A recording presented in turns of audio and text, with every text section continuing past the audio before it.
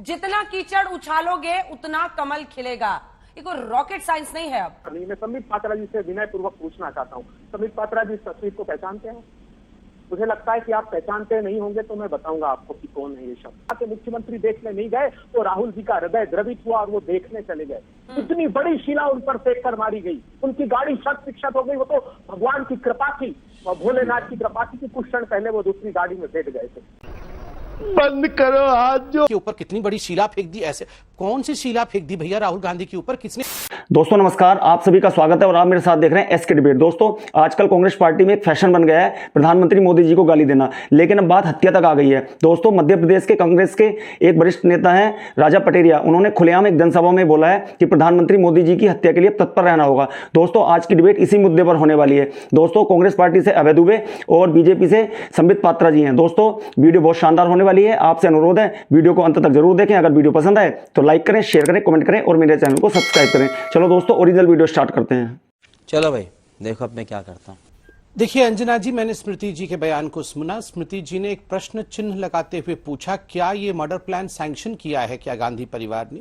स्वाभाविक है, राजा पटेरिया जो बहुत बड़े नेता है मध्य प्रदेश के, राजा पटेरिया जो कांग्रेस के बहुत बड़े नेता है और राजा पटेरिया जो सोनिया गांधी के काफी निकटतम नेताओं में से माने जाते हैं, अगर वो इस प्रकार के वचन का प्रयोग करते हैं, इस प्रकार के शब्दों का प्रयोग करते हैं कि प्रधानमंत्री नरेंद्र मोदी की हत्या करनी है, तो स्वाभाविक है इतना बड़ा नेता, इतने बड़े कद का नेता ऐसे ही प्रयोग नहीं करता है। हो सकता है कभी कहीं सुना हो और बिना मैं कहूंगा कंसेंट के इस प्रकार के विषय को कोई रख नहीं सकता है, प्रतिपादित नहीं कर सकता है।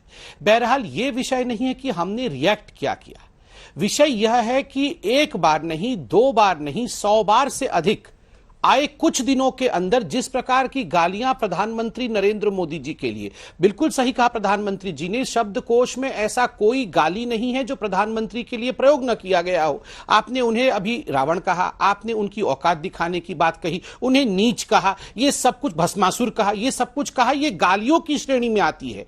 मगर जब हत्या की बात होती है तो हत्या गाली की श्रेणी में नहीं आती है, हत्या षड्यंत्र की श्रेणी में आती है। और स्वाभाविक रूप से आप कहेंगे कि इसको हम ज्यादा खींच रहे हैं। हो सकता है कि राजा पटेरिया के मुंह से ऐसे ही निकल गया हो, या हो सकता है वो मीन नहीं करते हो जो वो कह रहे हो। मगर अंजना जी आप सोचिए, करोड़ों लोग इस वीडियो को देखेंगे, कई लोग वहां मौजूद थे जो इसको सुन रहे थे, इस भाषण को सुन रहे थे। अल्पसंख्यकों को लेकर, धर्म को लेकर उन्माद फैलाने की कोशिश और उस उन्माद का प्रयोग करके नरेंद्र मोदी जी की हत्या होनी चाहिए, यह एक सेंटेंस नहीं, यह एक विचार है। यह इसको एक वाक्य के रूप में मत देखिए। आप सोचिए अगर इसी बात को सुनकर किसी के मन में सनक आ जाए कि अरे पटेरिया जी ने बोला है, मैं करके दिखाऊंगा। ऐसे बहुत सनकी लोग हैं जी, ऐसे बहुत लोग हैं जो न जाने बंदूक उठा करके क्या करने को तैयार हो जाए। तो क्या माहौल देश में होगा, लोकतंत्र देश में किस प्रकार से चलेगा, और अपने प्रधानमंत्री के लिए ऐसे शब्दों का और ऐसे षड्यंत्र का प्रयोग। ठीक है अभय जी, क्यों उकसाना है अपने ही देश में लोगों को प्रधानमंत्री के खिलाफ? मोदी से नफरत कीजिए, लेकिन नफरत का अर्थ ये तो नहीं है कि सार्वजनिक मंच से इस तरह की भाषा पीएम के लिए बोला जाए। जितना कीचड़ उछालोगे उतना कमल खिलेगा। ये कोई रॉकेट साइंस नहीं है। अब देश में जो थोड़ा बहुत भी पॉलिटिक्स समझता है वो ये जानता है कि पीएम पर हमला मतलब उन्हीं को फायदा। आपकी गालियों को जनता की तालियों में वो बदल लेते हैं, फिर क्यों करना है सर ऐसा? अंजना जी ऐसी बाणी बोलिए मन का आपाक होए, और को शीतल करे आपहु शीतल होए। राजनीति में मैं सभी दलों से आग्रह करता हूं कि ऐसी भाषा को प्रयोग कीजिए कि पक्ष और प्रतिपक्षी दल ही नहीं, समाज में भी अच्छा संदेश जाए। अच्छा, हमको सिखा रिया है। और हिंसा का, इस हिंसात्मक शब्दावली की जितनी कड़ी निंदा की जानी चाहिए हम करते हैं। प्रधानमंत्री हमारे भी हैं, भारतीय जनता पार्टी के नहीं, पूरे देश के हैं। और कैसे बर्दाश्त कर सकते हैं उस हिंसा को?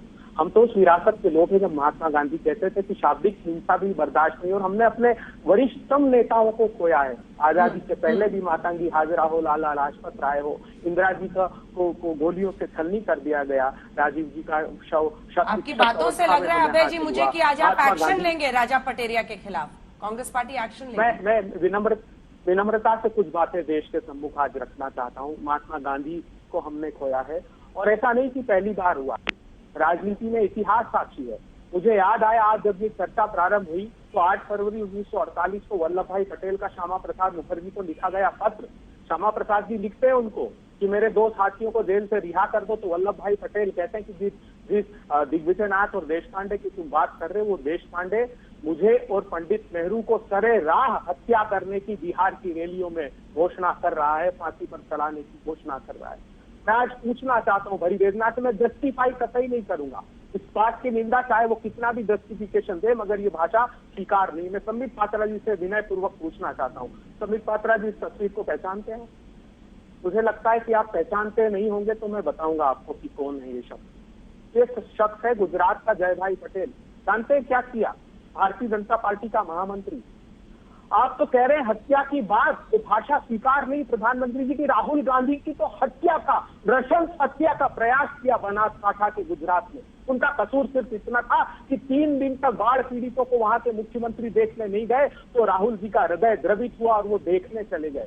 इतनी बड़ी शिला उन पर फेंक कर मारी गई, उनकी गाड़ी शत विक्षत हो गई। वो तो भगवान की कृपा थी, भोलेनाथ की कृपा थी कि कुछ क्षण पहले वो दूसरी गाड़ी में बैठ गए थे।